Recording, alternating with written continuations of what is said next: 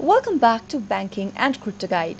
In today's tutorial video, I'm going to show you how to activate Nordstrom Credit Card online. Watch the video till the end to learn how, and don't forget to subscribe to our channel if you've not yet. Press the notification bell icon so that you'll never miss another upcoming upload from us. To activate a Nordstrom Credit Card online, you'll need to first open up a web browser. Now go to the URL box at the top and type in www.nordstormcard.com/activate and press enter on your keyboard. Soon after you do that, you'll end up in the page where you can activate your new credit card for Nordstorm. Go to the first text box and type in your last name associated with your credit card, and now head over to the next field and type in your date of birth information. Soon after you do that, type in your phone number on the next and enter the last 4 digits of your card number. Finally, click on the Activate button in order to activate your new credit card for Nordstorm. That is how you can easily activate your Nordstrom credit card